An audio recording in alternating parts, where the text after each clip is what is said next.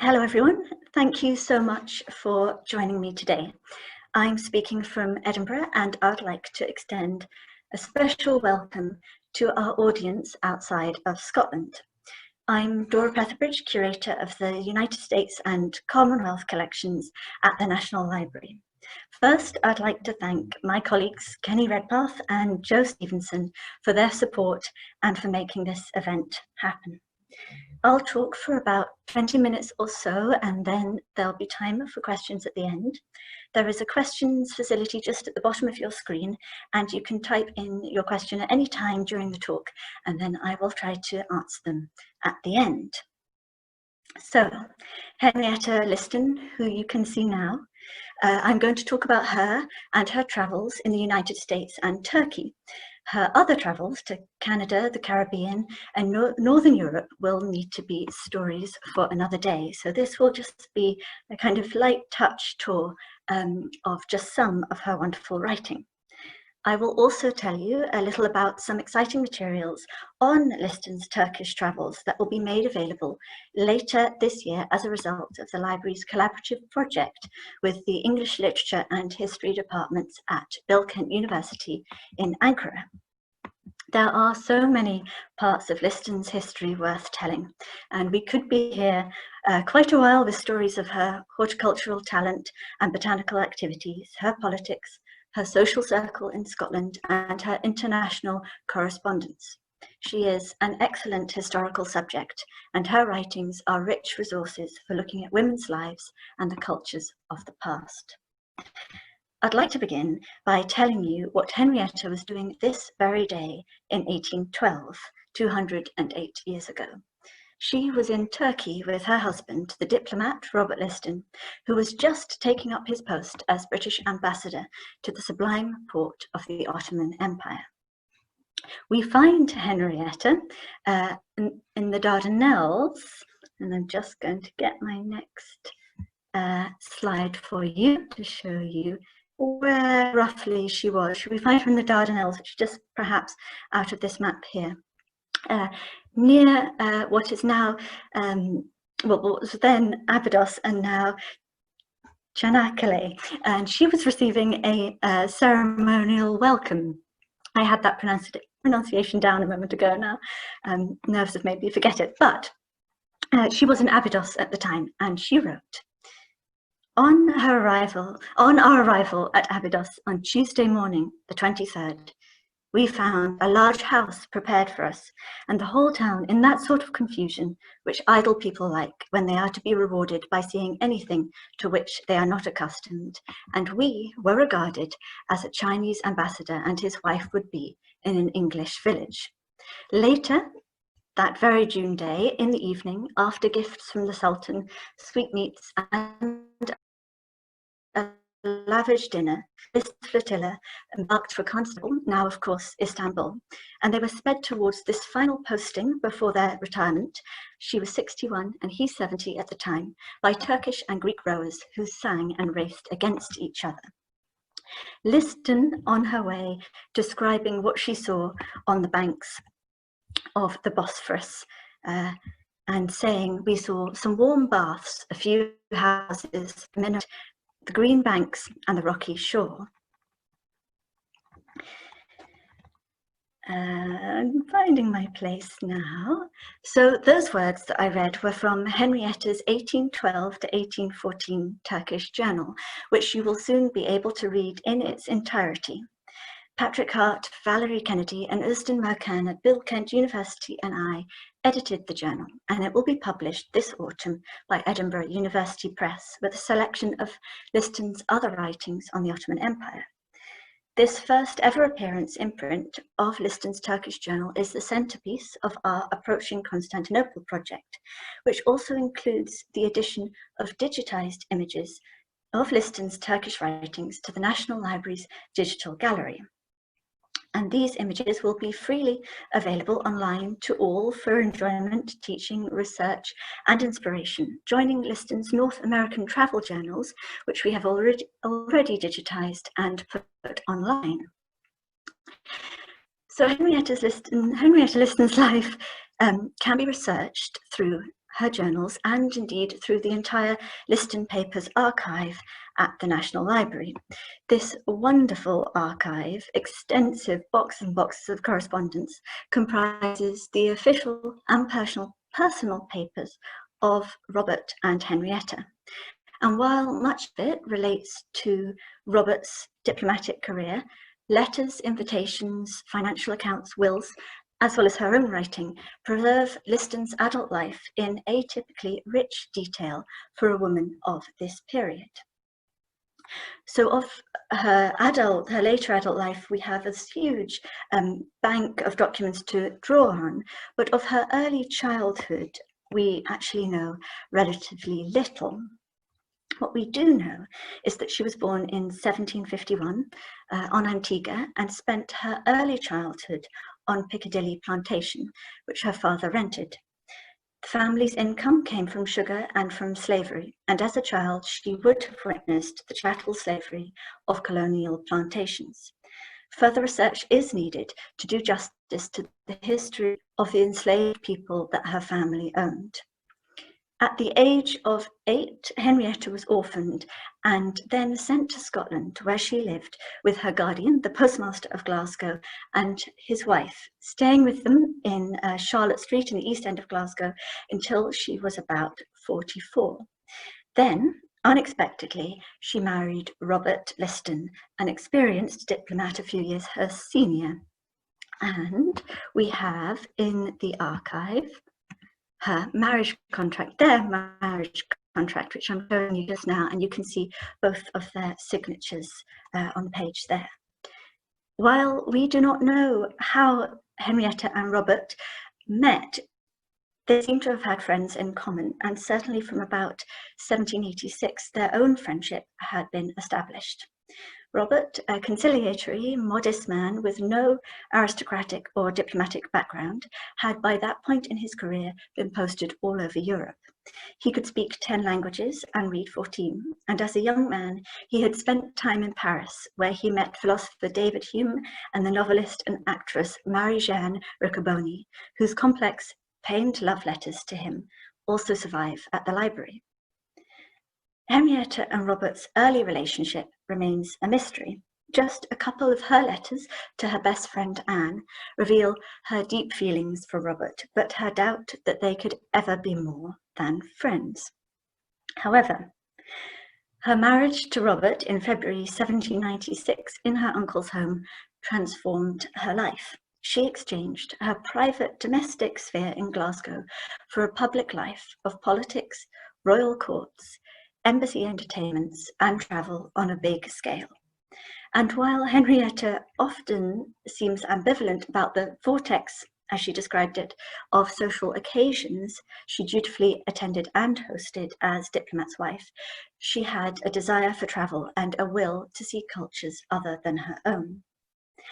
The Listons' honeymoon voyage, they left the day after their wedding, was to Philadelphia, for Robert to take up his appointment as British Minister to the United States.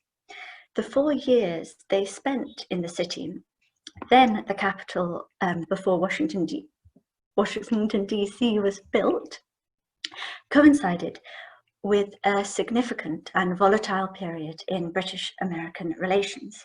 And Henrietta's 8 North American journals yield insights for us into early American politics, as they were written against a background of the 1796 and 1800 presidential elections, yellow fever epidemics, the quasi-war of 1798 to 1800, and the resignation and then the death of first President George Washington. Alongside their formal and informal diplomatic work in the US, Robert and Henrietta travelled extensively and boldly. By stagecoach, canoe, carriage, and cart, the Listons visited 16 states, travelling 7,100 miles. I'm not sure if you can see that, folks. My VPN's expired, so I apologise about that. So they travelled 7,100 miles, stopping at taverns and buying lemonade, brandy and oats for their horses. Using Liston's United States journals, my colleague Chris Fleet one of the library's map curators, and I created an interactive digital map, which we have put online in our Liston online resource. And you can see an extract of that map here. So you can visualize Henrietta's travels on a modern map adjacent to an image of a map from the time, to give you a real taste for the distances that she covered. And you can click from the places marked on the map into the digitized journals themselves. So if you want to know what she said about the Chesapeake or Washington, DC, or New York or Philadelphia, then you can flick between the actual manuscripts themselves and the map that you see here. So what I would like to do is just give you a kind of a flavor of one of the trips that she took, a trip south from Philadelphia. They went as far as South Carolina and were on the road for many months in the winter of 1797. So the extract I'm going to read gets her somewhere between towns in North Carolina, just not far from Halifax, I think. And she recorded the following experience. We were obliged to take up our quarters in what was called an inn, consisting of one room containing 2 beds, one for the family, the other for strangers. I found that all our party must lodge in this chamber.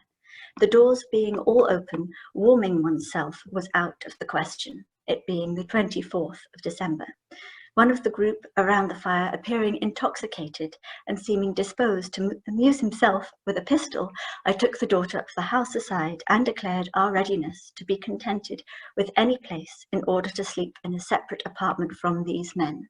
She regretted that there was nothing but an empty garret used for keeping corn, without fire or door and with an open window. It was frost and snow, but we had taken our resolution, and we were within very little of being frozen to death, notwithstanding an eider down. And then, in characteristic Henrietta style, she squeezed at the bottom of the page green silk so that she remembers what her eider down was made out of. And there are many, many incidences as colourful and fun as that.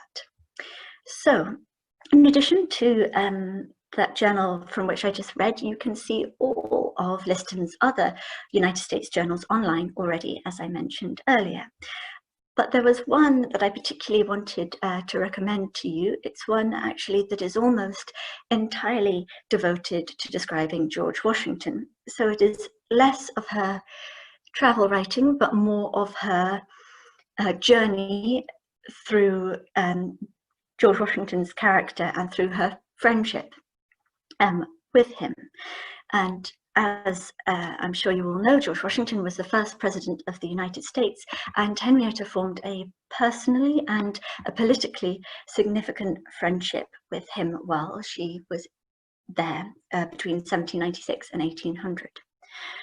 So all of Henrietta's American journals implicitly and sometimes explicitly comment on the shifting power dynamics and the fragile relationship between the young republic and Great Britain. But in this journal, she really considers the character of Washington and his place in the States, his magic, as she calls it. And she muses on what she calls emperors and kings born to exalted stations and bred up in luxury and fed by flattery. Before, she goes on to describe Washington as naturally hot-tempered, cold-hearted and guarded. He acquired a uniform command over his passions on public occasions, but in private, and particularly with his servants, its violence sometimes broke out. His countenance was particularly pleasant when he laughed, which he apparently did with good humour at the jests of others, told his own occasionally with gaiety. But it was a flash of the moment. Gaiety was not natural to him. I hope everybody can't see the VPN window that keeps flashing up, and I do apologize for that. So that was just a taste of Henrietta's writing about the most powerful man in America. And she also made many wonderful quotable observations, such as the one I've typed out on her portrait here. that you can see now. And I wanted to say that this portrait is significant as the only existing that we know of picture of Henrietta, but it is also painted by Washington's most famous portraitist, Gilbert Stuart, and this is Henrietta in 1800. And there again is Washington, and something that Liston begins her consideration of his character with, just quoted underneath. Oh, I've pressed the wrong button. Now, before we move on to Turkey, I did want to mention that traces of Henrietta do exist in other institutions, and what you can see now is Henrietta's lovely dress at the National Museums of Scotland. And the other wonderful discovery I have recently made is that Henrietta's specimens, plant specimens, and records of the seeds that she collected in the foreign countries that she visited actually survive in the herbarium of the Royal Botanic Gardens in Edinburgh. So if anybody knows of other similar traces of Henrietta in archives or museums, galleries, anywhere in the world, please do get in touch, as we're beginning to build quite an extraordinary picture of her, and it would be wonderful to know about anything else that exists. So I was talking about Liston's observations on Washington's power and the shifting powers in the United States at that time, and now to kind of swiftly return to the Ottoman Empire, where we began. So in between her time in the US and her trip to the Ottoman Empire, the Listons were in a period of retirement, but Robert was called out of retirement by the British government, and so they restarted, in a way, their professional diplomatic life, and Henrietta has given us, as a result of that, wonderful writing on the Ottoman Empire, where she was fascinated by the Sultan, who was at the time Mahmud II, the 30th Sultan of the Ottoman Empire. So one of the wonderful things about the Ottoman material is that you can compare it so generatively with the American material.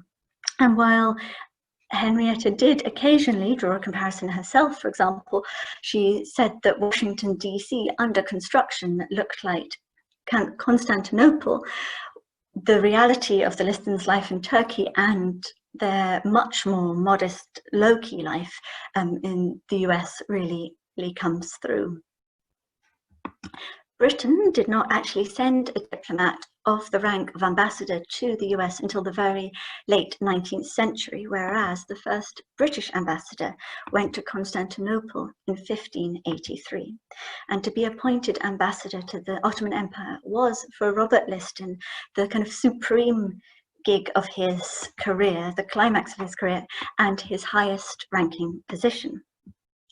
Between 1812 and 1820, the Listons were in Turkey, though they occasionally left for periods of leave and travelled to other countries in the Mediterranean. But when they were residents in Constantinople, they lived in the British Embassy Palace in Pera, which you can see an etching of now, and Liston tended to the garden and put all of her energies and attentions into making a really significant and beautiful embassy garden, which unfortunately was destroyed by fire, so I don't think that any traces of her exist in Istanbul there in that way now. Anyway, when the Listons first arrived in Turkey, there was a serious plague outbreak which confined them to a kind of a lockdown within the embassy walls. There were also fires, assassinations, and trips to the bazaars, of course, to Mount Olympus, where she rode a horse astride on a Turkish saddle, a trip to see the pilgrims depart on the Hajj, and a very special visit to see the Sultan, the young Sultan, process through the streets of Constantinople. And all of this vividly described in the journal we are publishing later in the year. She also vividly described visits to Belgrade Forest and to other areas outside Constantinople. And one of the many interesting things actually about Liston's writing is that she is very aware, in a way that she's not when she's in the US, of who else has written on the Ottoman Empire and on Constantinople, and one of the most famous, of course, being Lady Wortley Montagu and her famous Turkish embassy letters. And you can see an early edition of that pictured here just now. So one of the things that we have wanted to do in the book is to really explore where Liston's writing about the Ottoman Empire sits in relation to other women's travel writing. And so we hope that you will enjoy that in the forthcoming publication, as well as, of course, find that it allows you to gain insight into Liston's own kind of Orientalism, her view on Anglo-Turkish diplomacy and intercultural relations, and also her view on her own writing and what she might have wanted for it. So on the 7th of July, just a couple of weeks away, it is actually the Liston's 200th anniversary of their final departure from Constantinople. And here you can see an Istanbul cat visiting their portraits when we made a little video about them there. And I would like to close just before questions by reading you an extract of what she said on her departure. So this is a couple of weeks away, 1820. On Friday late in the evening of the 7th of July, we with some hurry and difficulty made ready to quit our handsome palace at Pera, which we had inhabited 8 years with the intermission of 21 months we were absent on leave. And to the last moment we were hurried even by business.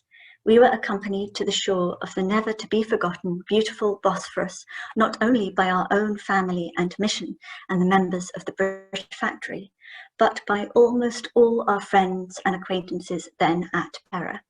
The house had for some days been filled with our diplomatic friends, and there were many we regretted to quit. Mr. Frere, that's Bartholomew Frere, who was their Secretary of Embassy, we had every probability of seeing, as he only awaits the arrival of the new ambassador. But alas, for the others, it must be chance alone that can present them ever again to our view and our kindness. The house, the garden, every local object in and around our dwelling became interesting to me by the painful idea of seeing them for the last time. So all that and more you will be able to read in this book, which Edinburgh University Press are publishing in October 2020. And I just wanted to take this opportunity to thank the press, as well as my colleagues Patrick Hart and Valerie Kennedy, for everything that they have done toward this publication, to realise and to create and write this publication. If you are interested in watching our little Istanbul documentary from which this kind of on-location shot is taken, then it is on YouTube alongside a very short video about Liston's American travels as well. And later in the year, please check back in the autumn and find out what else we are doing, other events, other material that we will be putting online. And we have our project website, which I've put up on the screen for you here. We also have Henrietta Twitter account. And of course, the Turkish journals will be going online alongside transcriptions and another digital mapping realization of the Liston's travels around the Ottoman Empire. So I do hope that you will join the National Library and my colleagues at Bilkent University in the autumn for more of her story.